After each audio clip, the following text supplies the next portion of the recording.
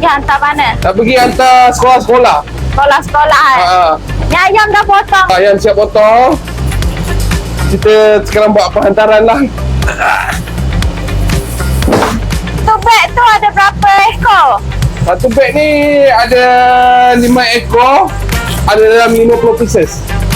Untuk pengetahuan korang, di Ikan Bajet kita bukan sahaja ada jual hasil laut, tetapi ada juga jual ayam segar dan daging. Macam ayam segar ni ditempa oleh kantin-kantin sekolah oleh kontraktor BMB. Jadi kami akan potong mengikut saiz yang ditetapkan oleh Kementerian Pelajaran Malaysia. Jadi mudah kerja korang, hanya tinggal bilas dan masak sahaja. Untuk restoran-restoran, kantin kilang, hotel dan sebagainya pun boleh order dengan kami. Kami boleh potong mengikut permintaan korang dan kami sedia menerima tempahan dalam kuantiti yang banyak ataupun sedikit. Untuk penghantaran, kami bagi penghantaran percuma untuk pembelian borong dari Lembah Kelang, Perak, Negeri Sembilan, Melaka hingga ke Johor Bahru. Untuk maklumat lanjut, korang boleh klik link di bio ataupun PM je kami.